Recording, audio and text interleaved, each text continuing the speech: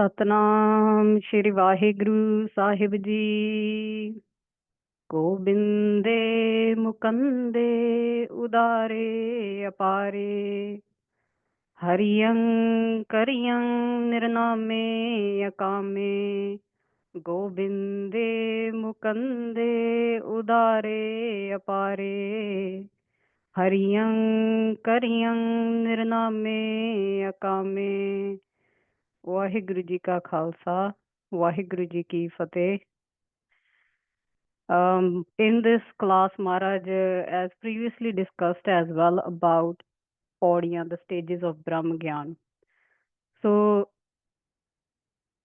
in this, Sikh now is asking that, Maharaj, you have done Kirpa and you explained me the Sat Paudiyaan of Brahm Gyan.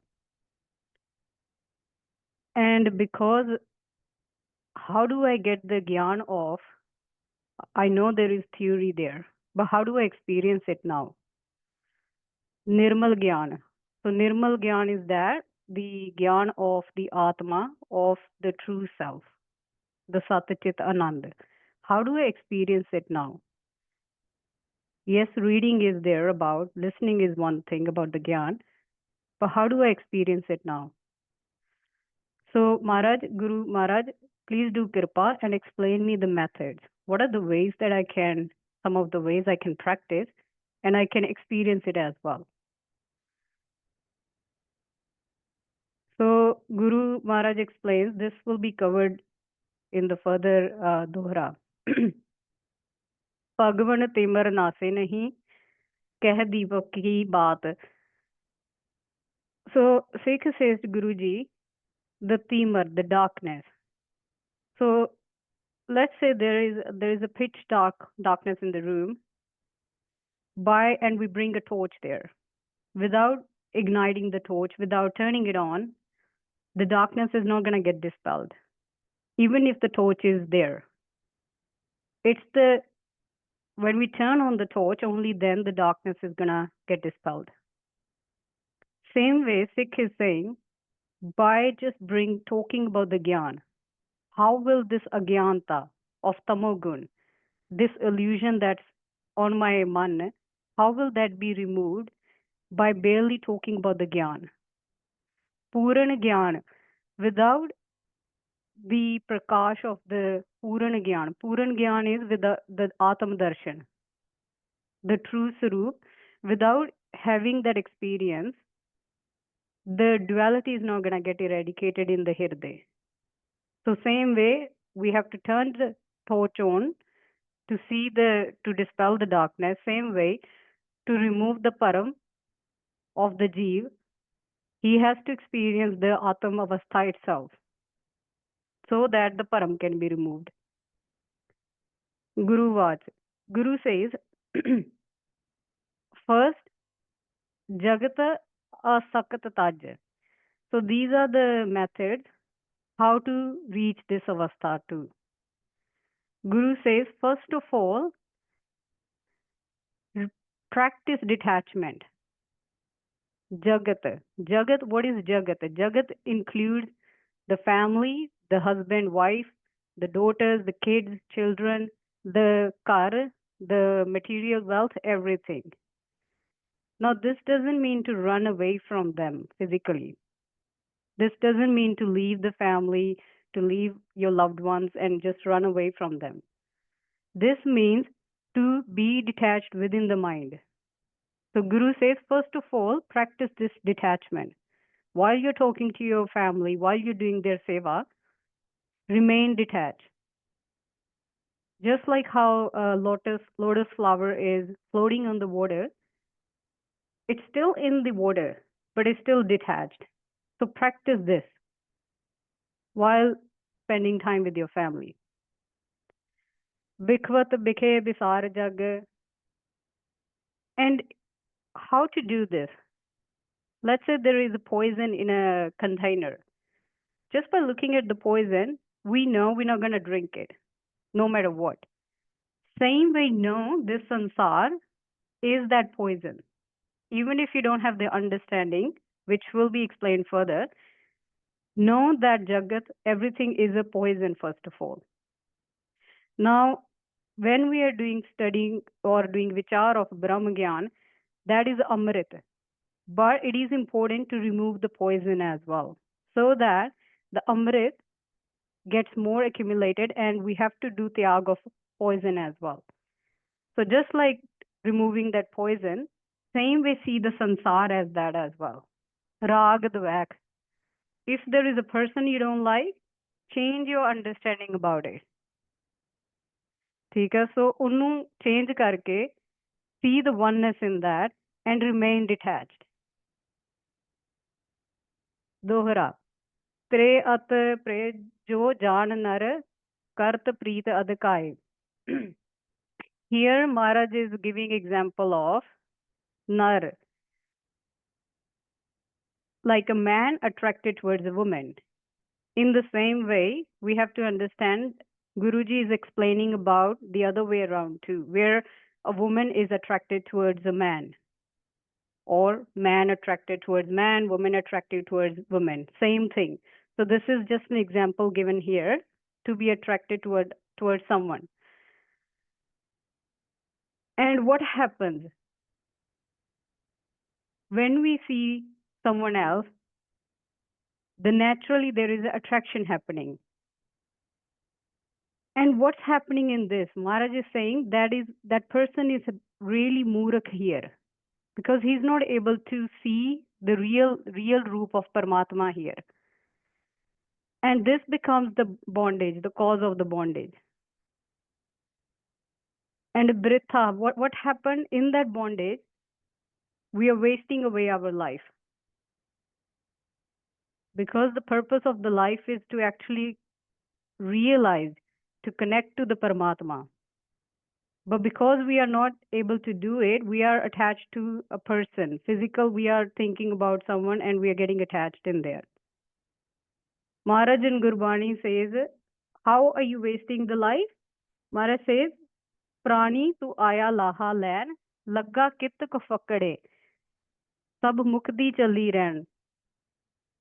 That Prani, you have come here to take a laha, to take a benefit of something. And what is this benefit? It is of Atam Avastha, of becoming one with Paramatma, of knowing your true Sarup. So, but what are we doing? We are getting attached to a friend, a family, a person we don't like, all these different titles there. We are attached to the labels there. Lagga kit ka fakade. That's why even Guruji here is saying you're just wasting your life here. So here there is a deeper meaning of Parnari as well, like a person of another gender. Parnari, deeper meaning is duality. Duality is when there is one me, one Paramatma, one friend, one family, one enemy, all these different labels. And these labels are not actually out there, they are in the intellect, in the buddhi. So Paranari means duality. And Nidnar, your own nar, your own wife, your own husband, whatever, that is the Simran Bhakti here. Your own nar, Prem, the oneness with Akal Purakh, that is the Nidnar. Dohra. Now Maharaj explains that what are you really attracted towards? Now, if you look at a human body, let's clearly understand what you're finding. What's so attractive about it? Look at it. Take example of human body. What is it made of? It's made of flesh, bones, blood, all these different toxins. There is urine in it. There is feces in it. Whatever is, there is no one gun in that body. You look at a physical body, if anyone is a medical student too, in that perspective too, have a look. But in the same way, that this is what the body is made of. So what is so attractive about it anyway? Oftentimes it's seen that even if we love someone and let's say that person has a deep cut in their leg or something, the very person, like the loved one, is the first one to faint just by looking at the sight of the blood. It means, does that person really love that person? Just by the sight of the blood, they feel faintish. We are actually attracted towards the gun. We look at that gun of the person, but because we don't know that gun belongs to the Paramatma, we are being attracted towards someone in that agyanta. Now, the physical body itself has no gun whatsoever, because once the Akal Purakh Shakti gets removed from the body, why don't we keep that body then? If we love that person so much, what happens when a person dies? We obviously cremate them, burn them, bury them. If we love that person so much, surely we should be keeping them at home, right? To look at them every day. But the truth is, we know the body is going to decay. It means we really did not love that person. So Maharaj says that's what you have to do tyag of. Dohra, ehe bikh tan kaate chade. Yeah. So Maharaj says that if a snake bites you, the poison that's going to spread in the body, it's only going to do it once the snake is going to bite you. It's not like just the snake is standing in front of you and without the snake biting you, the poison is not going to travel in the body. So it means for the poison to travel in the body, the snake has to bite you first. But this kama vasana, this desire, is such a way, it's so strong that just by thinking about that, it's going to spread the poison in the body, in the mind, just by merely thinking about it. Let's take an example. If there is someone you don't like, and suddenly that person walks into the room, that person hasn't done anything yet. That person hasn't even uttered a single word. But just merely by the presence of that person, suddenly all the krodh comes in there. Or let's say if there is a person you actually find attractive, that person walks in, even if that person doesn't know you yet. What's happening is the calm, the desire is going on in there. And that's poison. That's equal to poison. ज्ञान ध्यान पुन प्राण हूँ लेत मूल जुत खाए. So it's like no matter how much gyan one has, no matter how much bani one reads, how many granth one reads, all literally disappears within a second. This is the power of calm. Even yesterday in Gobind Gita, Maharaj did vichar of that how powerful the calm and krodh is. That even the vadde gyanwan can't even conquer it. And how can one conquer this calm? By Atmavastha, by knowing who you are as the Satchit, as the consciousness, the awareness. By becoming into that your true self, one can conquer it. Then calm can't reach there, because then you're in a nirlep avastha. ठीक है जी. तो मैथन अष्ट प्रकार जो, हाँ जी. Guruji explains there are 8 types of desires. First is that's going to be discussed in there, that what are the 8 types of desires here and how they make a person think about, find, ruin this amrit that's within in them. And whoever can conquer these desires, because there is a cycle. So how the desire actually works, that will be explained further in a minute. And one who conquers this, he attains the brahmacharya. That's what brahmacharya means. First is to get the information through the senses. Sravan. We're going to take an example of, let's say, a person you find attractive or a thing you find attractive. It could be a house, a car, anything. What's happening is, first of all, an information is being processed through the eyes or through the ears, the senses. Then Simran happens. Simran means the remembrance. You see a person, you see a house, then you start thinking about it. Then the Kirtan. Kirtan means to do praising. You see a person, you're like, I like that person. They are very caring, or they have these qualities. They match my qualities. So what you're doing is in the intellect, you're doing the praising of the person. Then Chittavana. Then you're constantly thinking, I find this person, like the qualities are amazing. Now that person has the avguna as well, but we are not able to see it yet because we are so focused on the gun only here of a person we are attracted towards. So what we're doing, we are doing chintan of it. We are constantly thinking, I find this person, I find this car really attractive. These are the qualities. It's powerful. The car is powerful. The house is beautiful. It's all these gun, all these qualities, the positive qualities of that thing we are remembering.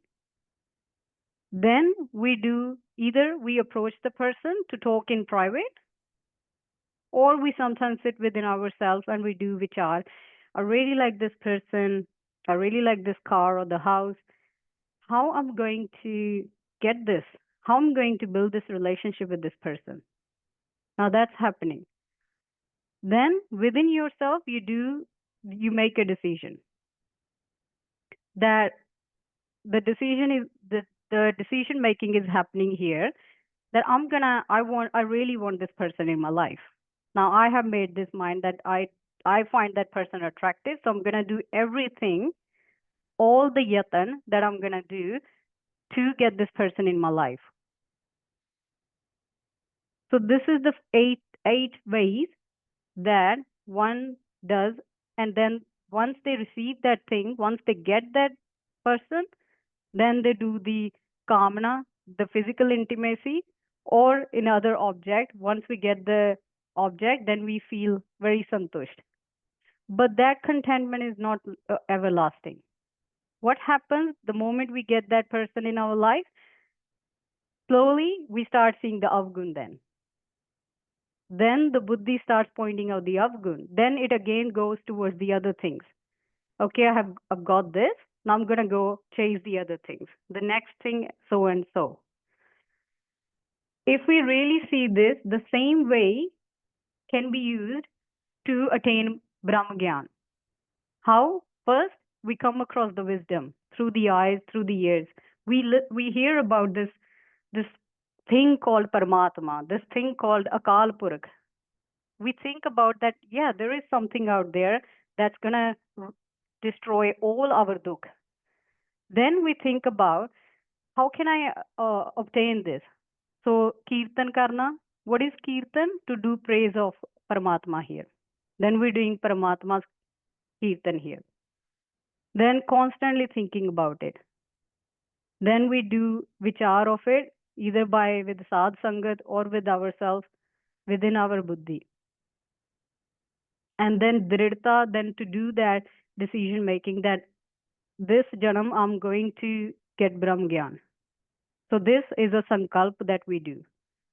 And then we do all the ways, all the methods. We go to Sadhu Sangat. We do seva, we do everything that's been taught to us, and then finally the Brahm Gyan happens. Next, Maharaj says, Sut meethi baate kare, mano mohani mant. Yeah. So here Maharaj gives example of attachment towards the children in the family. Now, when a child who can barely even speak clearly, but to the parents when they're looking at the child, they just can't go past the information, even if they can't understand the child, even if he's just speaking in a very he doesn't know how to speak clearly yet. The attachment to the child is so much that they don't even see any avgun in the child yet.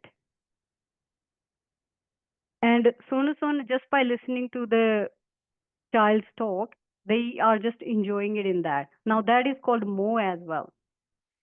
So, this again means to be detached while you're raising your family too. हाँ जी, काज अकाज लह्यो नहीं. Yeah. First of all, actually, we'll do this another example that if you are, let's say, lying down on the ground and looking at clouds. As kids, I remember we used to do this, looking at the clouds and seeing that, let's see what the clouds look like, resemble like. Sometimes we'll say, oh, that cloud looks like a horse. That looks like something else, you know. So what's happening in that intellect there is, we look at an object, in the intellect, we are labeling it as something. Now, does it really mean the cloud has changed into a horse or something? Actually, the cloud is just as a cloud. But what the intellect is doing is it's labeling it as a horse. And then the mind starts believing it as that. Same way we do with everyone around us. We label them. This person is my friend. This person I don't like. This person is my family. This person is my boss. All these different things. And we see the gun avgun as that this person has this gun, I'm gonna talk to them more. This person has avgun, I'm not gonna talk to them. So all this is happening at the level of buddhi. But when what is gurmat, that you're only seeing a kalpurak. You know the avgun is of a kalpurak too. All the qualities are of a kalpurak. Then the calm crowd doesn't come in you. Who will you get angry with? Right? The crowd will never enter this avastha then. Because you know it's the one doing everything. Hanji. So Maharaj says we don't do any actions to for the sake of our own well-being. We are so entrapped in this bandhan, like it's clenched us so tightly that we don't even spend time to think beyond it. Because of our past actions, we come across about there are 8 billion people on this planet. Because of our past actions, we come across maybe 10, 20 people as close friends, family throughout the whole life. And once the past karam gets removed, those people can, those people kind of disengage from us. That's how the karam, that's how we get this family that we are born in. So there was some kind of karam left. That's why we are born in here too.